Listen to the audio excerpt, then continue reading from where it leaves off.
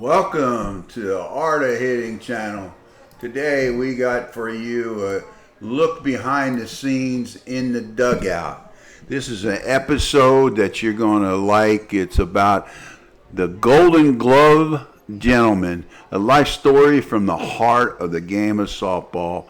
In a special episode, The Dugout with Ed and Dan, the listeners are invited to sit down with a true American original, Rocco Cambareri, a 90-year-old ball player whose journey through sports and life is filled with grit, humility, and character. From the streets of New York City to the diamonds and boxing rings of mid-America, Rocco's story is more than nostalgia. It's a masterclass in how to live. I hope you enjoy it. These are the clips. Hands in here, guys. Hands in. Yeah, here we go. Subscribe. Welcome to the Dugout, where we dive deep into the life stories of those who shaped the game, both on the field and off the field.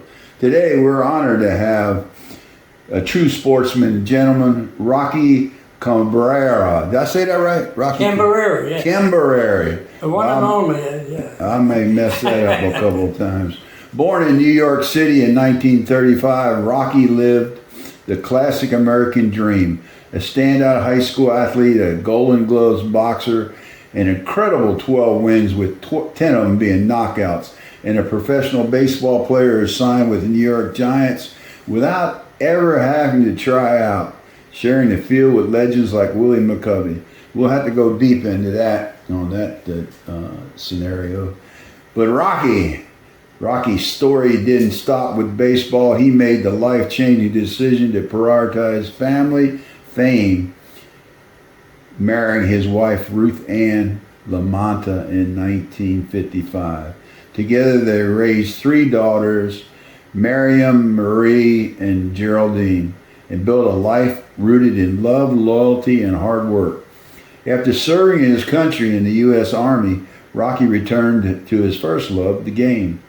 Over the next 30 years, he carved out one of the most remarkable careers in senior softball history, capturing 14 world championships, 9 triple crowns, and mentoring over 100 Hall of Fame players. Today, we get the full story: the fighter, the ball player, the soldier, the family man, and the champion. Let's welcome to the Dugout Will Rocky, because that's what everybody knows him by, Rocky. They don't even know your last name, do they? Just no. Rocky. When you got one name that everybody identifies with you in softball, you made it, man. You're the man. So go ahead, Dan, take it from here. Hey, let's start at the beginning, Rocky. Growing up in New York City, what was life like being a young kid back then? And how did you first fall in love with sports like baseball and boxing? Well, I really started Eddie at 12 years old with the ball. We used to do a little stick ball, baseball, and we used a rubber Spalding, the pink ball. I don't know if any of you remember that. That was around 1945, 47. And we didn't have a kindergarten those days. So I started at 5 years old in the first grade. And of course at 12, I went into 12 and a half, 13, I went into high school. Well, I tried out for the baseball team as a freshman, and the coach, very nice gentleman, one of my teachers also, said, I can't put you in the starting lineup because I got 4 seniors that are graduate, and they were great. I says, Coach, whatever you do is okay. I'll bring the water to them, whatever you want me to do. He says, next year you'll be the #1 starter. Don't worry about it. And I could hit and run in those days. To make a long story short, high school ended, and I had a crazy batting average side, and 2 other fellas on my team. One went to the Yankees, and one went with the Dodgers, and I went with the Giants. Wow. So the 3 of us went for the 3, because we played in New York, we went to 3 New York teams. So it was really a great time of my life. Who were your heroes back then? Who were your heroes? Well, those days, first Joe DiMaggio. And a funny thing about DiMaggio, some people asked him why he played so hard. It was because I followed what he said. And it's true for us because we're not TV. We're not on television. We're at a ball field with hundreds of teams there. Yeah, there's a camera here and there. He says, there may be somebody in the stands never saw me play. So if you get that, you understand that he wants to show that. And he made Yogi Berra a 3-time Hall of Famer because the first time Berra at bat, he ran towards first on the ground and then turned into the dugout halfway. The manager was looking at it. Rizzuta says, are you going to get it? And he grabbed him by the throat in the clubhouse. He said, yes, you don't hustle your way down the right field line. And Yogi did. Yogi became a Hall of Famer. He also set in Washington the second game of a doubleheader, and the manager, who was ready to retire, what are you sitting? Aaron Robinson struck out 4 times, batting 4th. They lost by 1 run in a 100-degree heat. He said, you sit behind the plate. Well, those are days that accomplished into my high school days.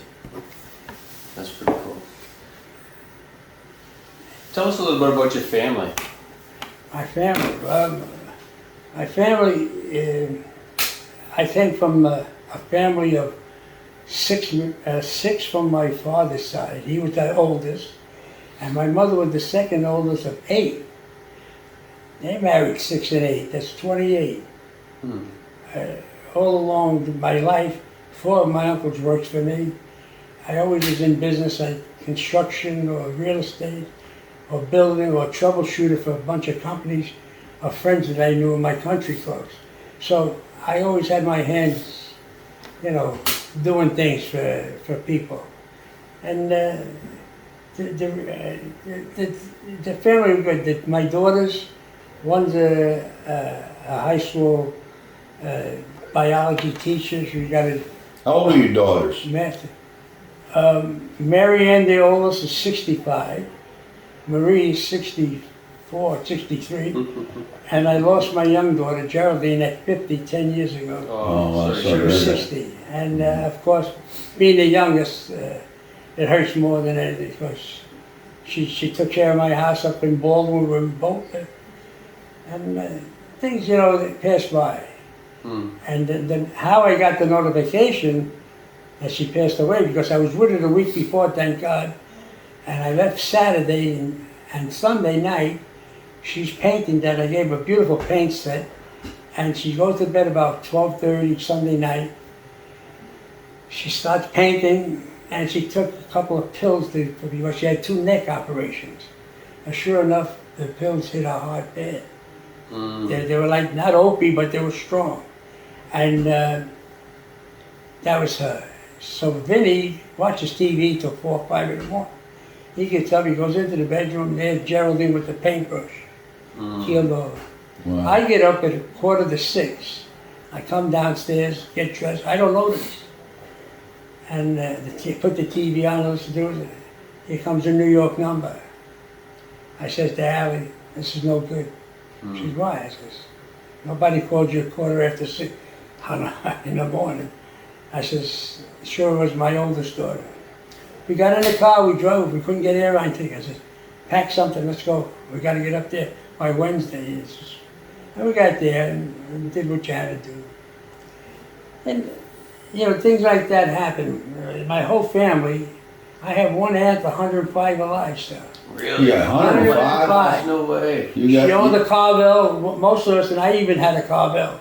A lot of us owned because my father was a Carvel. What's a Carvel? Carvel ice cream. Oh, a Carvel. Carvel, so we all, 6 to 8 of us had Carvel stands. A couple of us were in the garbage business, not me, but my cousin. That's mafia stuff, the garbage. Mafia stuff, that's right. And I got them into big Macy's and Gimbals, and you have the big places. The family was great. I tell you, they're all like brothers and sisters to me. Yeah. And of course, I was named after my father's father, and my second brother was named after my mother's father, Andrew. Good days, very good days. Yeah. Well, let's, I wanted to talk a little bit about, how'd you get into boxing? Who? How'd you get into boxing? Boxing, okay. You were Boxing was good because while I was in high school, I used to belong to the West Side Club. We played stickball, basketball, football, even hockey. Every sport that came in, we played it on the cinders. You know what cinders are? Mm-hmm. Cinders. And we played on these cinders, and you know, you got dirty like anything. And one night, I had to be in Rockville Center from West Side, New York. I used to take the 5:30 train and get there. And I never forget, it was a Wednesday night. I never missed a day's work in my life, never. And if you win the first basketball game, a 100-point game, you lost the second because 5 fresh guys came out and they beat you. But we win 3 games in a row. What happened that night, as I was supposed to catch the train to go, a dead train coming in from Montauk Point, 70 miles an hour, was on the wrong side of the track. And my train, where I sit in the first car, because that's closer to the Carvel, everybody got killed. No way. I'm not on the train. My father's calling back and forth. He knows I'm on that train. I never missed a day's work in my life. Wow. The guy upstairs did it, you know that. so you missed the train. I don't even know there was an accident because I'm playing 3 games, I'm sweating. I said, holy gee, I gotta be in one. My father's gonna kill me. Because he's working my shift, Yeah. you know, instead of coming home. I get home, my mother looks at me, she grabs me, hugs me. I don't even know what went on. The whole family's in the house. And we lived in this apartment is bigger than what we lived in. My father comes through the door about 9:30, which is Joe, he's home. That's all he had to hear. He shut So the they thought machine. you had died in the train. He gives me a smack in the face. He says, don't you ever miss work again. But in his heart, you know what he was thinking. Mm-hmm. That's crazy. So what was it? The boxing. The boxing. What is that called? The boxing was very. So I learned that and every fight I fought a bigger guy. But being fast and small, it didn't matter because I was faster than him, and I had a lot of decisions. There were very few knockouts. Because you hit somebody, they stop the fight, which is a knockout. So I must have had about Hit somebody. 10 or 12 of those. Now they want me to find the Golden Glove. This is before I was going to sign a contract with the Giant. 2 years before, 18. That's right, Golden Glove. So we go and fight, and sure enough, I fight the 24th fight. I'm sitting 6 hours waiting to fight a 3-round fight, 2-minute rounds. The guy is 6 foot, 6 foot guy. What are you, about 5'8"? I'm 5'0", 5'6", 5'7". But anyway, I'm going to fight. Eddie, I'm going to fight, and my uncle, who was a tough son of a gun, said, "What are you afraid of?" I said, "No, but how am I going to hit him?" Wait, you got a ladder? Yeah. I got a ladder. He says, "That's a good question. I'm going to tell you what you're going to do." I said, "I had a good left hook." He said, "You're going to go after him, and when you go after him, let him back you to the ropes. Of course, he's going to throw the right at you." Boom, give him the left hook. And he went down like a ton of brick.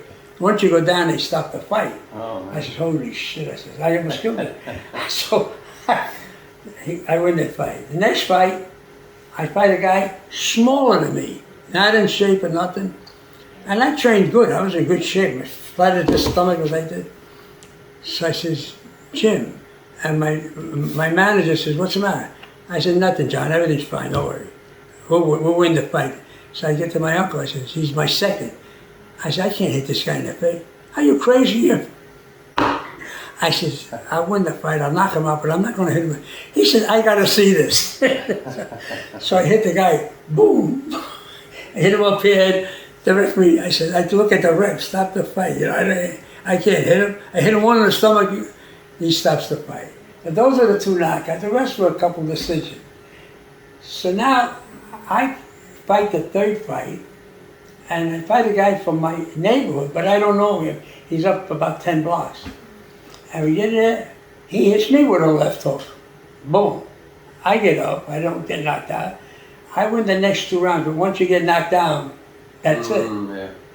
So we get in the car going home, and my uncle who fought pro, "All right, tomorrow we start training for you." Are you crazy? I just lost to some novel. What do you want me to get killed? I said, I'm a ball player. Get the hell out. Both of you. And Yes. that was the end of my boxing career. That's One good. loss proved everything, you know. That's a good transition, but the one thing that's amazing to me is that you're 90 years old. You're quoting stuff that happened, 40 years ago? And you can remember that stuff. And I can't remember what I did yesterday. Eddie, I tell you the truth. I can remember almost every little incident. I can remember balls being hit certain places. It really is something that you can remember. It's a God gift, I guess, that you can remember all these things. And Allie says, I said, we saw that program, hon. No, we didn't. I said, hon, I can tell you the next thing what's going to happen. She said, how do you know? I said, we saw it. I said, well, how do you remember? I said, I don't know. Don't ask me that. I just remember it, but it's things that happen in life. On the ball field. Like I told you, that big team, I can remember almost every shot where the balls were hit, who hits them and how they hit them. Wow. Yeah. And you know Billy Brotherton, our good friend Billy. Oh, yeah. He's running the 85 team. I explained things to him. He wanted to play a few positions which I thought he could play. Are you coaching 85 now? No more. I played the 290. What I'm trying to do now, and Terry's very interested, Terry Hennessy, I'm trying to start a 90 division. Yeah. Be the first, yeah. I played the first 70, 75, 80, 85, and 90. I played 290 games in Vegas. Mm. So Terry's in Europe now with the travel team, you know. And he says when he comes home, him and Dave Dow are going to sit down and talk to me about the 90. Because I got to give them age groups. I got to tell them. Let's slow down on the senior softball. We want to kind of, that's the big, Right. we want to get from your boxing into your baseball, the minor leagues, and what you did in the minors and any stories you might have there. I mean, with William McCovey and. Can we back up even just one? Because Yeah, I find yeah. this is fascinating. Go ahead. You tell us how you even became a New York Giant. But How did that happen? how I got involved into managing, because I managed a team at 16 and a half years old, semi-pro teams we played, and the guys were 18, 19 years old and under. And they said, you know, I said, listen, I managed a high school game when my teacher, who was my baseball coach, was caught on a soapbox talking communists. I never even knew, one of the greatest guys in the world. He was absolute, and my baseball coach also. So they both got thrown out of school, and thank God we were Because they were halfway. communists? Yeah, Wow.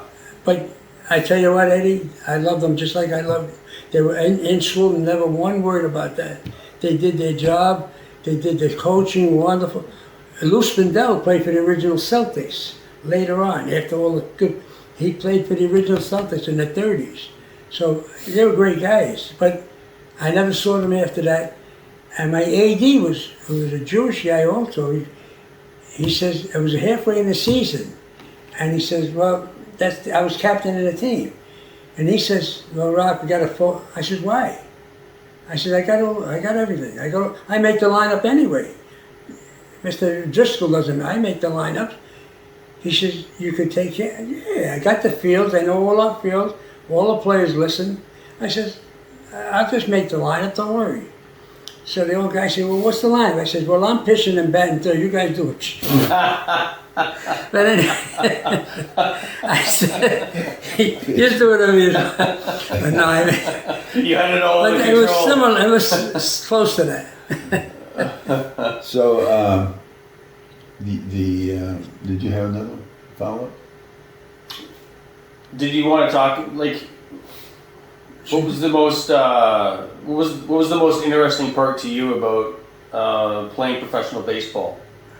Well, the baseball is a great story. It's a little long, but it's you're going to like this one. I saw the ball coming in this big and this slow, even though it was 90 miles an hour. The Bonobo, who's one of the top Giant scouts, says he's got the bat speed. You had to see it. And I got a picture of, before I go, I'll show you. I got all medals on it. It's a very Stevens model. Thinnest handle around and big head like this. But only 32 ounces, 32, 34. Richie Allen swung a 42 ounce, 42-inch bat. Wow. He could never get that around on these guys today. But Babe Ruth, I think they said, swung 52 ounce. So what happened, Sandy Koufax, I used to play for Nathan, the semi-pro team in Brooklyn, and he used to get paid us 20, 15, 20 a game. And I told Mike a letter. I said, Mike, tell Koufax, because he said his first 4 years, because he took 100,000. He didn't throw a ball after 4 years in the majors. And today those rules change. He could pitch from day one. So Sandy sent us 6 bats. We had them to play with. But today, if you notice, the bats are oval shape. Do you see the baseball bat? They made of ash and I guess oak. We used ash and pine, but pine, we broke more bats than anything. And it worked out good in those days, to play. So in fact, the semi-pro was good. We had a lot of ex-professionals on our team, and we won the Eastern. As far as senior softball, I stopped playing at 50 years old with the kids. Well, let's wait on that, because we need to go through your Army service too before we get to softball. What Ed? Your Army service. When did you go into service? How'd that? Oh, the service. Were you broke? I got in between 2 wars, the Vietnam and the Korean. I was 23 years old. May 4th, right around my birthday, they called me down to take a physical. Well, I had a broken finger from playing ball, right? They fought after you. Go home and call you in 3 months. 3 months go by, September, my father's birthday. I go down to Whitehall Street. We had a party the night before. And I had a bad back. I had a peroneal cyst, which I didn't know what it was then, I didn't even know. So they didn't check it. I don't know what happened. I'm in a bus, going to Fort Dix. It's hurting like crazy. Now I'm 23, the kids are 17, 18 years old, join. I'm a draft. So we go to sleep 3 o'clock in the morning. 3 o'clock in the morning, I'm just coming home from parties. So, 5:45 or 5:30, I hear, I said, oh no. I said, don't tell me I'm going to hear this 5:45 for 2 years. I said, so we go up there. I hit the corner, we're getting our uniform, I hit the corner of the desk and it breaks into the hospital. So my 3 months before they threw me out on a medical discharge was in the hospital. Oh, and then I'm running picnics, I'm running this, I'm running pool table games, baseball pools with the, I never forget, Detroit was in a thing. And we had a good time. I get out on 88 days, December 7th. I went in on my father's birthday and out on December 7th. And I had all the brand new khaki uniforms. I gave it to my sergeant, and I even gave him my car. My car was 3, 4 years old. I said, I'm going to go to New Orleans. Here's the key. He borrowed them. He ran it more than I did because I was in the hospital, So I said, go ahead, son, take the car. All right. I said, I'm going to go get a new one tomorrow morning. Don't worry about it. So it was a good time in the Army. Yeah, I enjoyed it. So you didn't stay in there very long then? You didn't stay in there very long? How long? 3 months. 3 months. You stayed in 3 months? Actually, that's not long at all, right? Eddie, I was supposed to be out in less than 3 weeks, but I liked it so much. I said, I kept like it a lot. I kept going into the office. I told the girl, "What's that on the wall?" I put my name on the bottom, so it didn't come to the top. So when the doctor saw me in the room, he says, "What are you doing here?" I said, "I don't know. They haven't called me yet." But then I told the girl, "Shove it to the top because you're going to get in trouble." She put it to the top, and I want him out tomorrow. He says, so I got out 2 days late, which was December 7th. The reason why they saved me on medical, I don't get no medical. I would have got everything that the VA guys get, which I don't mind. It's penny ante to me. So you came out, and what did you go into? What was your profession? I came out, And that's when I started fighting the gloves because I went to work. I never worked for nobody, but my father had a Carvel and I was helping him. So I went to work in the post office. And one guy started with me and I said, well, we went outside and that was the end of him. So they sent a thing in for me to fight in the gloves. I don't even know that. I got something in the mail. You're physical or something. So I said, who the heck sent this? So my uncle said, that's good, go ahead. The guys were all laughing after I signed in. But I went up to the Bronx, Mount Carmel, where my uncle's trainer was, and he taught us a lot of things, how to do it. He was a very good fighter. So it was baseball, and then the Army, and then boxing? No, baseball and boxing was Baseball and boxing? Then the Army. Okay. Then, of course, I played for Nathan's when I came out for a couple of years. And we also had a semi-pro basketball team at Rockville Center. So when I was playing minor league ball, I went down there before and after and trained with these guys are 6'3".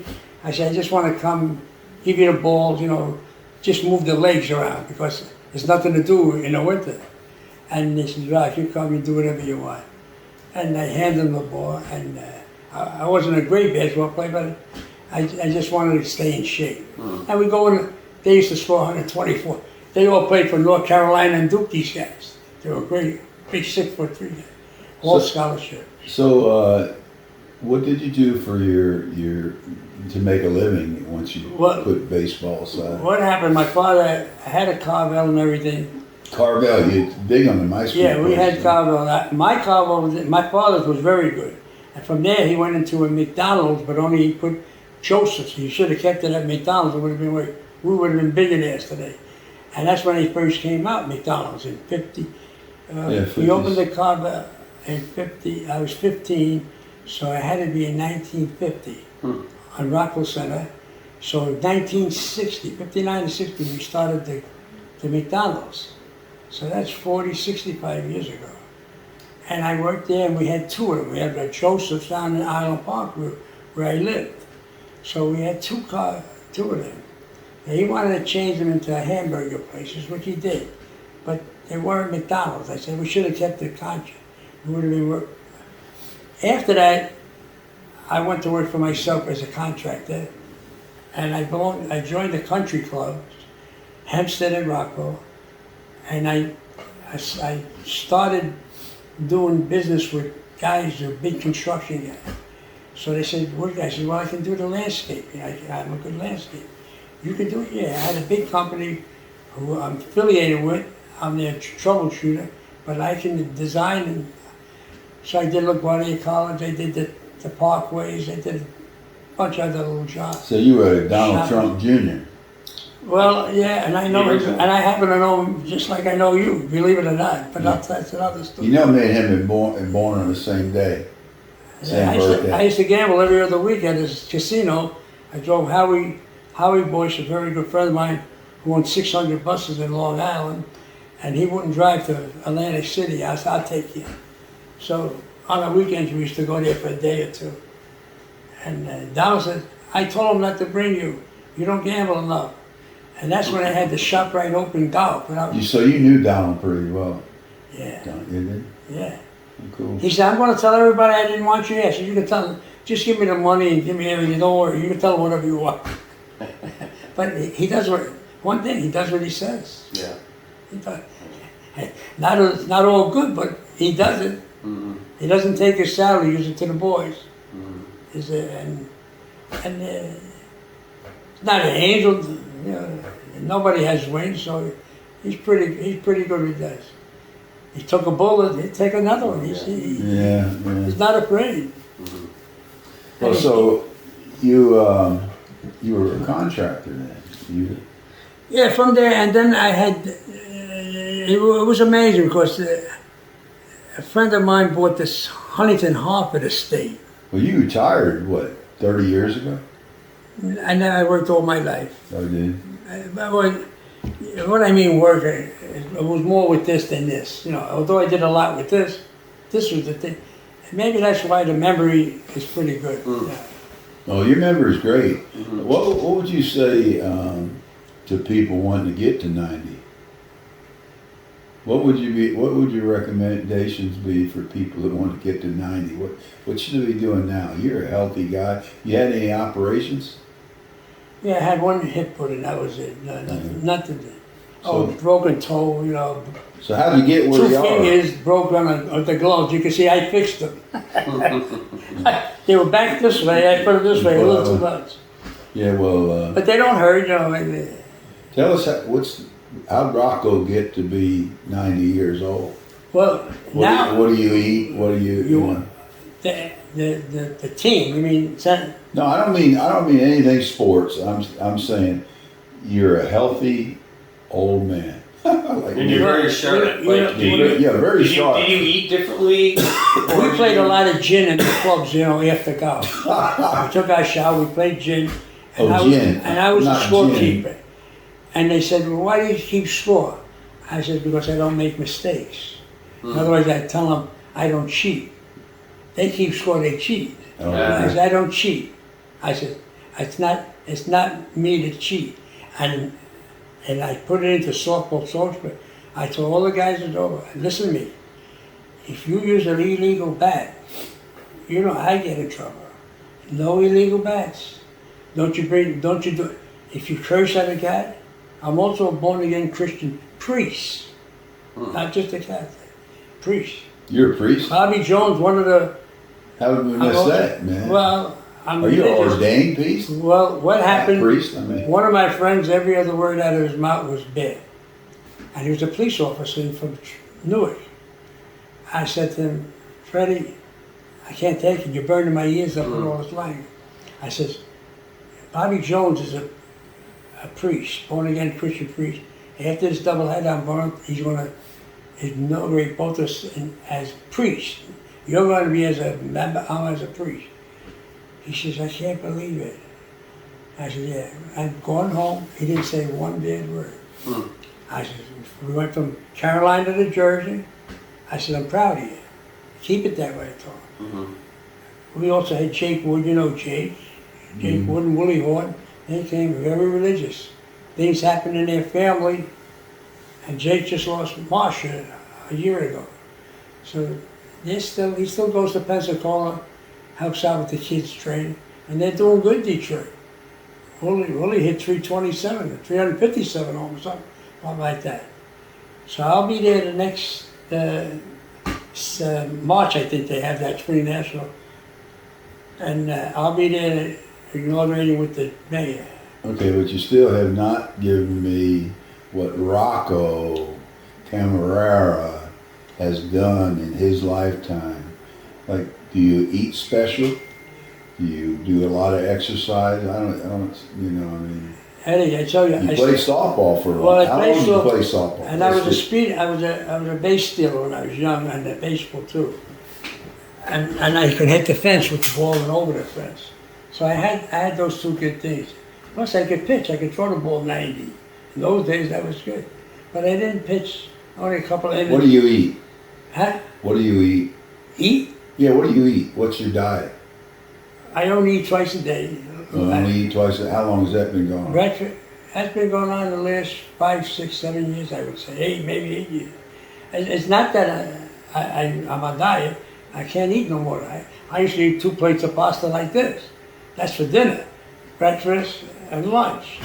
Now, if I can eat this much pasta, I always got to watch herself because she likes to overcook. I said, it's hot. It's only us 2. Yeah, You're cooking for 15 people. Take it easy. It's going to go in the garbage. Relax. So as you were growing up, did you eat differently or eat less than everybody else, or not really? No, I didn't. I just growing up was the simplest part. You know, we did everything. At 10 years old, we didn't have TV. I didn't get a TV till I was 14 years old. So we didn't, you know, we listened to radios, we went to Johnny. They probably weren't made We played yet. stick ball. We played stoop ball under the missed thing. that. We threw the pimple ball. No gloves. Everything was caught with hands. So it was simple to catch things. And a rubber ball, you know, it didn't take bounces easy. Yeah. So you had to be quick. I used to get paid $5 a game to play fast pitch softball because I was lefty and I could put it through the shortstop in the hole, you know, and if he got it, I still beat it. Yeah. In those days, 1 or 2 hits was a lot, you know. for $5 a the whole day team. is fairly good back in the Say, 60s. well, at 155, at 50 years old, I stopped playing with the kids. I stopped playing with guys 25 and 20 years old. At 50, I weighed 155. At 59 years old, I'm 258, 103 pounds. What? In I'm smoking cigars, 20 years? drinking scotch like it's water, Mhm. and playing gin and golf in the club, country club. I get a call from Phil Rose. You know the name Rose? No, I heard of that name before. Phil Rose, very good friend of mine. He was an ex-police officer in New York City. Come on, I need you to play in the Long Island League. I didn't know the Long Island had a league. I didn't know nothing about softball. I gave it up. He said, I said, Phil, I'll be 60. I know you're going to be 60. You got to be 60 to play. I said, well, I could do that. You know, I'd be getting a little better shape. I said, what do you play, 1 game? No. We play doubleheaders Monday, Wednesdays, and Fridays. Doubleheaders. 7-inning game. That was what, 60? Yeah, the Long Island League. I said, that I could do. So you came back in softball in the 60s, or you went? So I came back and told exactly 60 years old. Actually, I was 59. I was 60 May 4th. I played 2 or 3 games, long years, 60 that year, you know. So. What year was that? And the Rocco Center team, they had 4 divisions. They were the last team in the last division. And that's where I lived, near Rocco Center. And the guy's name was Bob. So he called the team Bob's Cats. Not Bobcats, Bob's Cats. Now, that story goes later. He died before I get on the team a couple of years early. So I get on the team, and I see how everything's going. And they're not bad, but, you know, they don't do it. So I said to the manager, you mind if I say a few things? And I was running for guys at 258. So he says, yeah, because some of them are 65, 70. I said, I'll run for whoever you need me to run for. And I said, look, I can bring 2 more guys down that are 60 and help your team out a little bit. Oh, Rock, yeah, do that. So I do this and make hot dogs, and after the game, even invite the other team. Money out of my own, I don't care.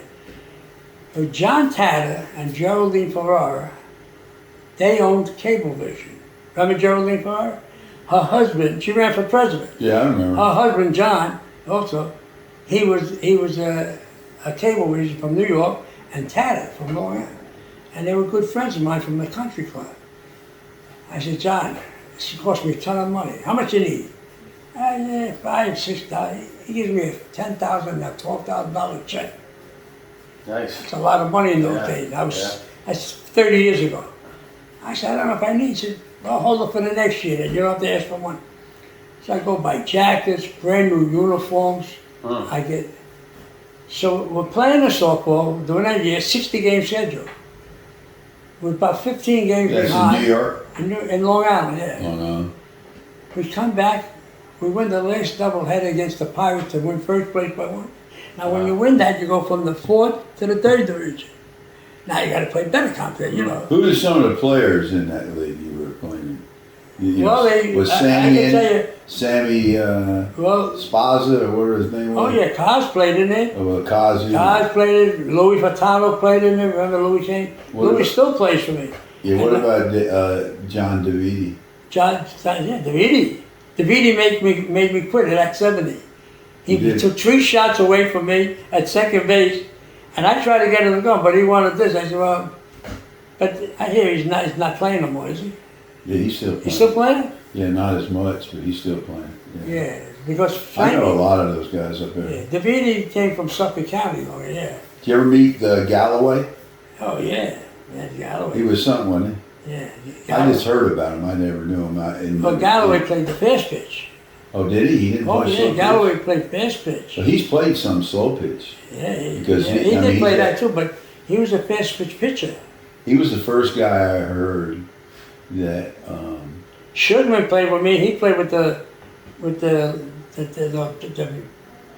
I forget the name of the team. They're the best fast pitch team. in Long Island, you know. Well, the thing I didn't remember about Galloway is he's the guy, when I was a young man, that I heard legends about, you know, he got walked with bases loaded, you know, and nowadays a lot of people get walked with bases loaded. They walk man with bases loaded. You know what reminds me of him? Herbie Ballard, you know, Herbie the pitcher for... I do, with that crazy hair. Herbie was he's my hero, Herbie. And he came with the wrong shirt one day, remember? I had to give him my shirt.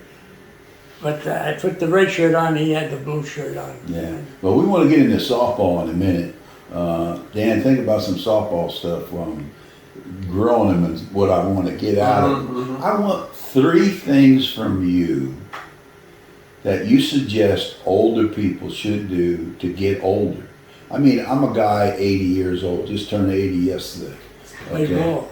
What should I do? Eddie, not just play ball, well, you do something. You're doing with the camera, you're walking around, you're talking, you're moving. Don't worry about what you're doing. You're doing good. It's people that don't do what you do. Louis Furtado is a very good ball player. He only wanted to run for me. And finally, I needed an outfielder. He goes 19 for 20 in the tournament. He was the best hitter in the tour. And I know he could hit because I played in Long Island for years. And he's out now in Suffolk. He's in this Hamptons. He lives Okay, so we got one. We got one. Let me keep you on track. You're like a railroad. You're like a train getting off track. So you got the one. You said keep moving, which I think is excellent. You got to keep moving. Yeah. So what would 2 be? And if pain hurts you, let it hurt you. Just keep working it out. Sometimes I get a pain over here. I drink some coffee, do what I got to do. Drive through the belch, yeah. I belch, you know. Okay. Drink water. I'm drinking water. Is that what you reckon? You drink a lot of water? Yeah, I drink about six glasses. So let's do this. I'll give you. You just got your drink water. At this age, you got to take, yeah. Drink water. Stay active. And the only thing that hurts me 5%, maybe 2%, the knee. But I'm not going to get it. My wife, she's getting her knee done in 2 months and 6 weeks. Get through pain, yeah. See, my experience, and Dan, maybe you come up with, you hadn't had a lot of injuries yet, but I was, you know, Dave Reed's a real good friend of mine, and we played together for 35 years.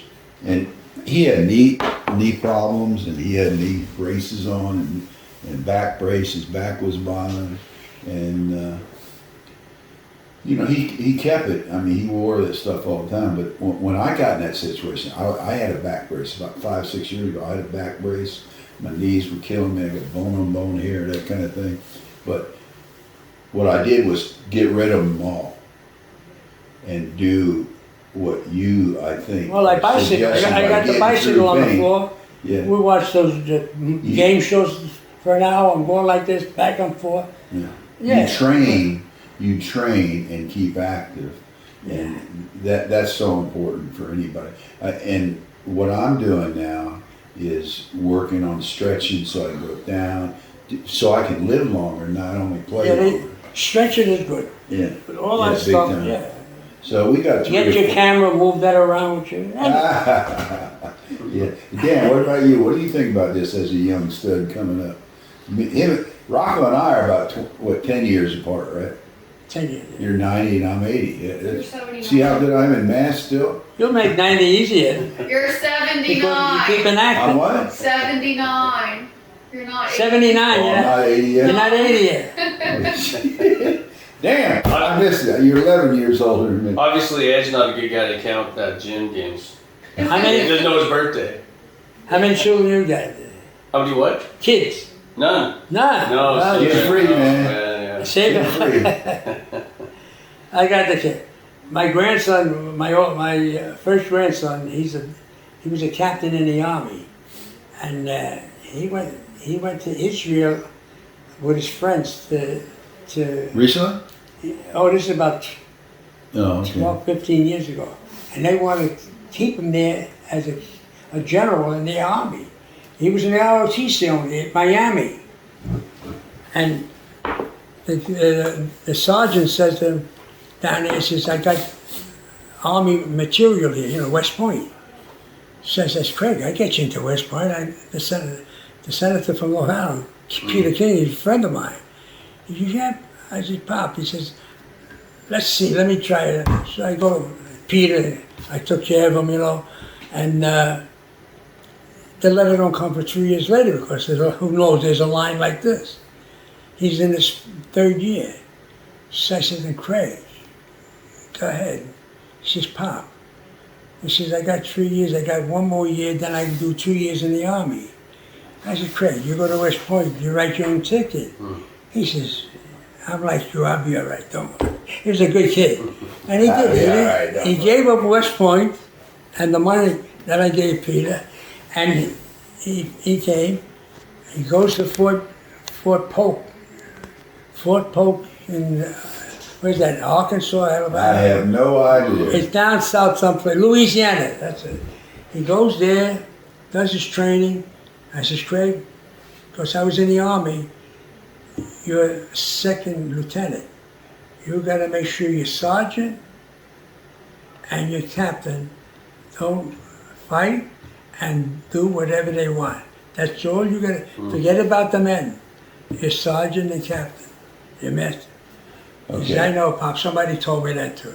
Yeah, let me break in here because we got him going backwards on the train here. We want to go to speak about senior softball now. You started at 60 is what we got, right? Let's hear some stories. Well, before we do that, let me, something personal when I got to meet you. I heard about you. I knew you. I used to come with cameras in the dugout because you had the older team, and pretty soon I ended up on that team. They said I don't talk much, right? They didn't say. Well, the difference between you and Pete is striking.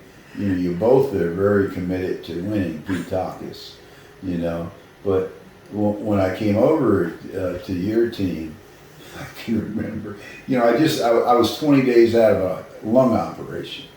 But you don't know what you did for that team when you came to us. That team lit up like, that's what a person like you does. You're very personal. I saw you make the Hall of Fame speech with those guys, and you congratulate them. Vinny and Tolles, and you impressed me galore. You carrying that thing around. I know it's not a piece of cake, but. Well, okay. Let me finish telling my part of it. I appreciate what you just said there, but what I remember is he's holding me up.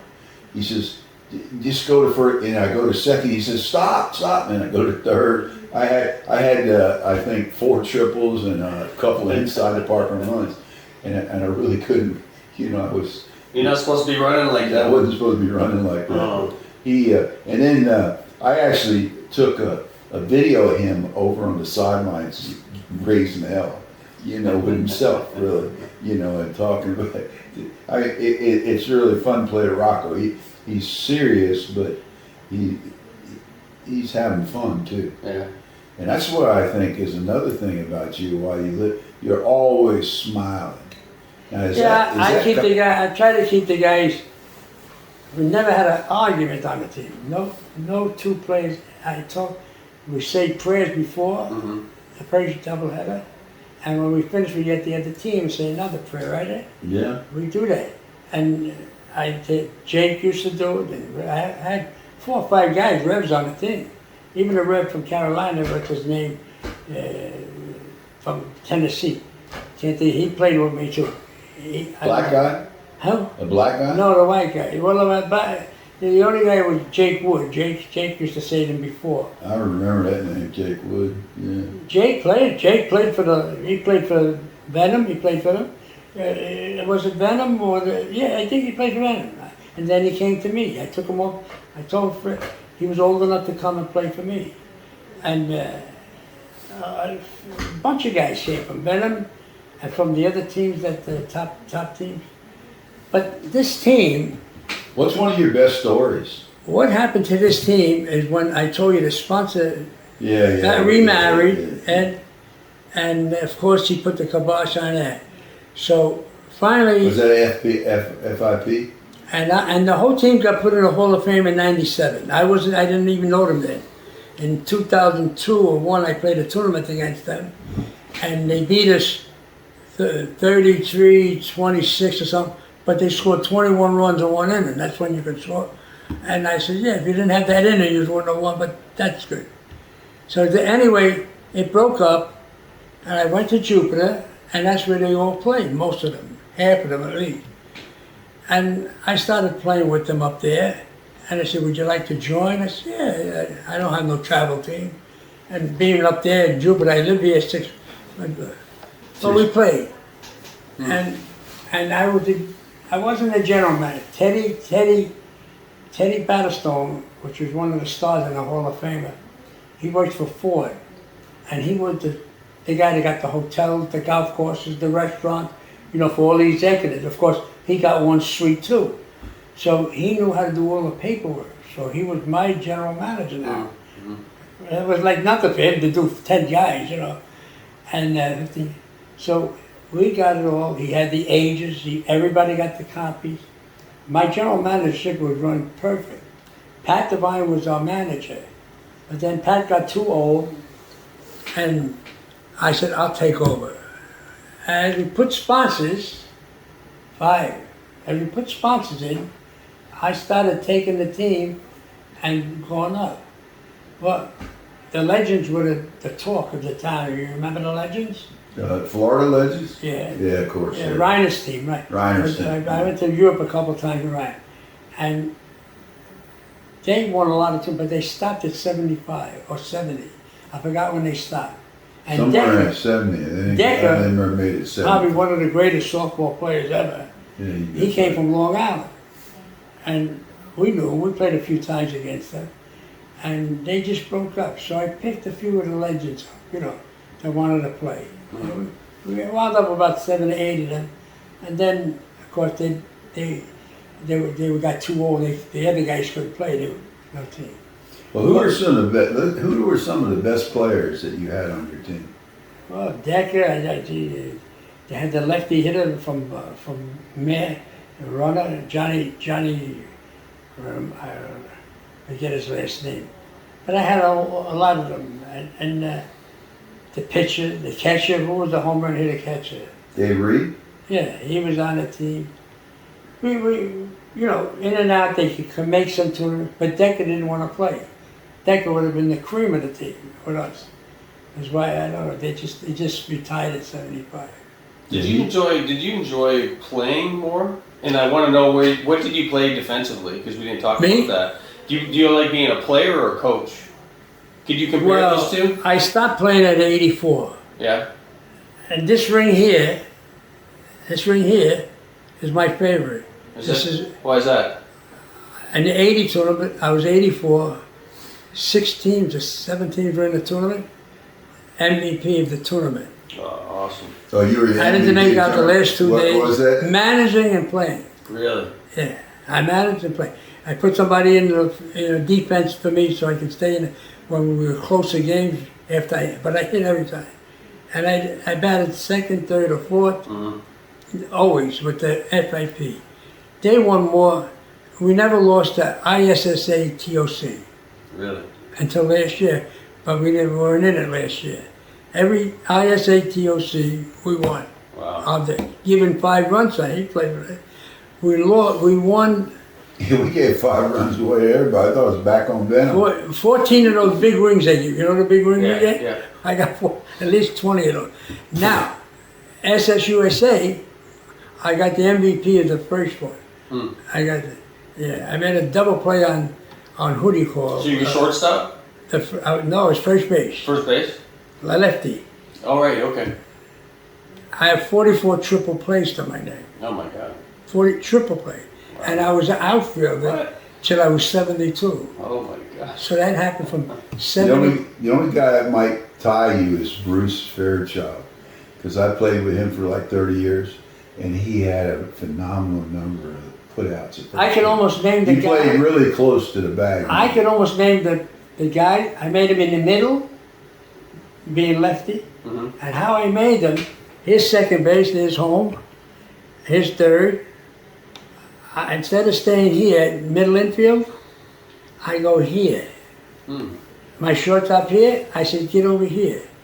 And bases loaded. I tell my pitcher, pitch him low and down the middle, so he sees the spot.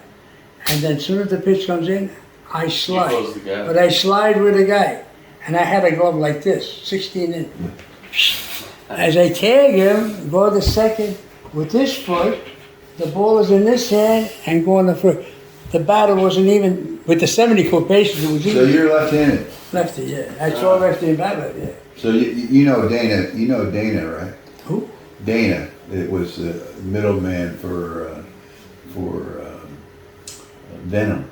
He's left-handed, little guy like you. You know who I'm talking about, Ron? Dennis? Dana. No, Dana. Danny. Dana. What? I forget. Oh, Dana. from Hamels? Kimmel. Dana Kimmel. No, he's from Venom. No, I don't know. No, okay. Well, How old is he? He's 77. I won't know. But he's a left-handed, very quick, great arm, and it reminds me of you. You ask somebody about Dana. And the same thing at first base with a lefty hitter. Mm-hmm. I tell my pitchers, I don't have to tell them. They look at me, they see me here, then I see me walk behind the guy at first. And I tell them, I say, right over there. He's going to pitch low on this, and he's looking at this off. And I just shoot over. Boom. Once it's in the glove, you know, and I had good. The tag was Norm Ellis in the first TOC where I won the MVP. Won a high-scoring game against Suncoast Orthopedic, and half of them came. We made the team. That's when we made the Joseph Chevrolet, and we won the World Championship in Vegas with my team, FIP and Joseph Chevrolet. Combined, Joseph Chevrolet. Yeah, I remember they were. So it was Joseph Chevrolet and John Sicano. Remember John? Little John? Name familiar. Well, John had Suncoast, and but I should have managed it. But we did good. We won the tournament. Bobby Johnson was on my team from Bobby Johnson Vero Beach. From Vero. Vero Beach. Yeah. Well, it's really Sebastian, I think. Yeah, he's 60. He's got to be 67. No, he's older than I am. He's older. Yeah, 87. he's around this area. He's my age, 87, 88. Yeah, right. Because Yeah, you know, Johnson played. Yeah. they talk about when I'm. How do I put this? Well, I'm one of the oldest guys around here and have more wins than a lot of people for sure. But then they talk about Bobby Johnson, and Bobby Johnson is like a freak of nature. He does everything just as well as he did when he was younger. And I think it's because he doesn't have the number of games under his belt as most people. Like I used to play 300 games a year. Well, Bobby Johnson go Hall of Fame. Hi, Bobby Johnson. No, Bobby is. What I'm saying to you is that he's renowned in this area because of how good he is still at his age. We had at least last count they took was 100 players in the Hall of Fame that played for FIP, and probably more. I got 200 rings on it. I gave away about 20 of them, and it's probably down a little, but I just keep anybody if it fits them, they come to my house, put it on. I'll show you after the broadcast a picture. You see something, but the manager was great. You can give me the pictures. I'll put it in the video. Yeah, I'll show it to you. Yeah. And managing was great because the guys all understood how I wanted the game to be played. Well, and what are some a great managerial story you might have?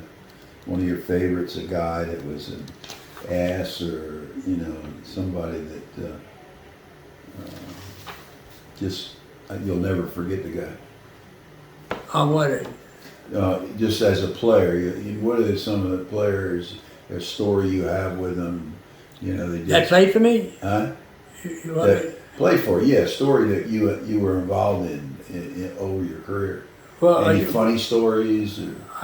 There was a guy named Dave Robinson and his brother Don, but Dave just passed away about 6 months ago. And he was probably the best senior softball player outside of Decker that I ever knew. In Clearwater, the first year I joined them, I was 66, I think, and we're playing half century. And they got a 30-foot center field, don't they? Defense to the scoreboard. Where's Is that? that Clearwater or Naples? What? That's Naples. Naples, okay. We're playing there, and my first one, and Pat bats him first.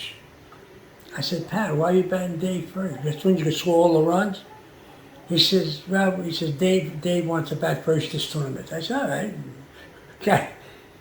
First pitch of the game. Over the 30-foot, over the 10-foot fence, over the 30-foot scoreboard. Same inning. Third time up, same inning, the guy leaps up and catches it before it goes over the fence. I never saw that in my life. He would have 3 homers in 1 inning. One We inning. scored 20. God. I forgot what we scored. That's why they changed But the they rules. stopped. I think that's when they stopped. Yeah, that's why they Put changed the way the down to rules. 5 runs mode, which was a good idea. A good idea. Yeah. Now, you played. I guess you guys played SPA ball quite a while back. Rich threw me out a long time ago because we were beating teams by 15 runs, and they were 5 years younger than us. So he says, that's it. Here's your trophies, everything, get out of there. No more. So I go to Barberton about 5 years ago. I'm sitting in the car with him. I said, Rich, you got 8 80-year-old teams here. He said, that's right, Rocco. I said, why don't you let us play? If you play, I lose 8 teams, they don't come. Oh, wow. He said, that's why we threw you out. So I said, well, why don't you let us play 75s then? So he said, well, that's a good idea, you know. And he never let us back, but he was a good guy. Rich. God bless his soul. Yes, Mr. Rich was good. Yeah, he was nice. Religious man, and I changed him to put the mat, you know, the home mat. Well, he used to have the home plate. They had to watch the ball go over the knees, under the shoulder, 4 inning games. Every game went 4 innings. I said, Rich, they're taking an hour to call a pitch. Yeah. I said, put the mat. That's what I thought. Use it in your next qualifier. See how it goes. He says, you were right. He says, Yeah. and they changed it. It's not that you change to make yourself better. You change it for the game. Yeah, to make If the you game think better. that Yeah. way, Yeah. if you think for the game, and that's all you want, that's all I care for. Yeah. Well, the plate was, or you know, the mat was something I hated, but I got used to it. You were there in the last tournament that I managed, and you were on the team. Not the last, the one before. The one before that. And the team, we were up by 1 run, the bottom of the 6th. Bottom of the 6th. And they had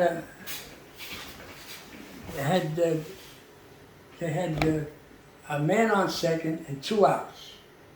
And they had 4 runs in. And the number 3 hitter was up. I says to Frankie, put him on. Put him on. 5th runs on second. The 4th hitter comes up.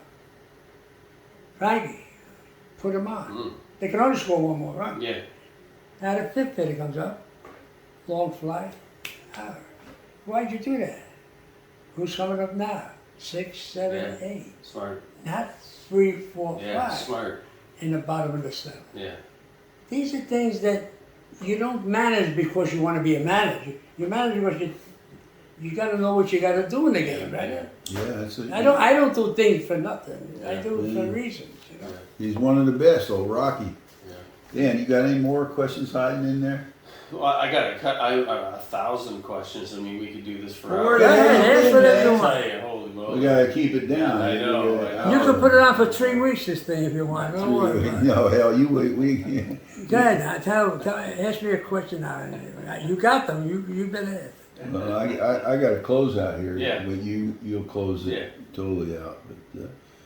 But Rocco, looking back at your full life, baseball, softball, family, service, championship, what are the biggest lessons you want to pass on to the next generation of athletes and young people? The best lessons I can give somebody on Yeah. something? Yeah. Well, the first thing, be very honest and close to everybody you talk to. Be honest. That's the most important.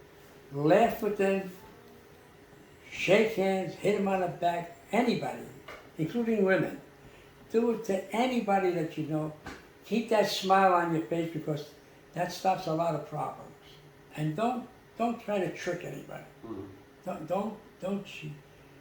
And the guys asked me why I keep score. I said, I keep score for reasons. I want an honor. I said, if we do something wrong on that field, you don't get it. I'm the guy that gets it. And the team. You're part of a team. You want the team to be known as, did we ever have a bad name, Eddie? And then a player, if a player comes up, I say, I got to call your manager. Well, I'm old enough. I says, that's fine. I just want to call your manager and thank him, to ask him if it's okay. He said, if you're old enough, that's fine. I don't have to, but I feel more comfortable. Don't you understand? Yeah. In other words, suppose you're shorter, man, and he wants you, he needs you, and now you're coming to me and you don't say the true words. Yeah. Who's mad at me? Not you, him. Yeah. For no reason, because you didn't tell me. So be honest, play your game right. Don't try to fool nobody, because we don't have a bad name. We don't cheat. We were playing in Augusta, Georgia. We were all 69, going to be 70. So we're playing in 70s, and the team playing is a major team like us, 65s. So the manager comes to me, I'm with my manager, Pat, I'm not the manager. I go with Teddy and Pat because if I hear something that I want to answer, they let me say it. So they said to them, well, we'll give you the 5 runs, but we're going to use a middle infielder too. So I said to Pat, don't answer, Pat, let me answer. He says, and you got to do what I say. Because, he said, okay, what? I tell you what, suppose we don't give you the middle infielder and we don't take the 5 runs. They start laughing, the 65 man. I said, you can laugh now too, but I'll really tell you when you can laugh. We mercy them all. I got guys that can put a ball through this hole. From Ed Ronald, who had probably more hits than any man from the Dodgers, I had righty hitters and put it through a hole like this. So now with no middle infielder, everybody, I was getting up with bases loaded every time. Yeah. So I said, yeah, I was mercy. Now you can laugh, I said. And then of course we started at 70. And Frank Mitchell, who had Mitchell's team, helped me sponsor the 70 team, because then the sponsor put the thumb on the thing, and then I got involved. I stole a few things and I helped out with the team. I bought them jackets. We won the first 3 world championship triple crowns in a row at 70 years old. We won at 72, 73, something like that. And then they broke up. The team broke up. Nobody wanted to help us anymore. So I went to Joseph Chevrolet. In fact, half of us went there. So we had. Well, you had a heck of a career, my man, and we got to bring this to an end. And we were always in championship game. Yeah. We played in every championship game. We played the one when they put this Joseph Chevrolet team together, and I only played that year because I took 5 of those guys to play 80 ball. When we were there, and we're playing the Seals and Fairway Ford, and I said, guys, I got to get a new team. I got to get a new team together. John, you can have the team. And they lost. Vinny hits a double, and 4 guys couldn't get the guy in with none out from second base for the winning run, and they lost an extra innings. That was the end of Joseph Chevrolet. Mm-hmm. Okay, Dan, what do you think? We need to take this thing home, buddy. Rocky, thank you for Rocco. He's not Rocky. You can call me Rocco, because they don't call me Rocco at the. Now they're going to put this on at the poker room. They get 300-400 people there. They're watching it. So. Well, I'm sure they'll enjoy watching it as much as we enjoyed doing this with you, man. Thank you very much for sharing this story with us. Appreciate you. Yeah, that's all right. it. Yeah, Ed, buddy. you did a great job. Thanks for watching Art of Hitting channel with this look behind the scenes at the Dugout sister organization with Ed and Dan. I hope you enjoyed. Please hit subscribe. We're heading to 3,000.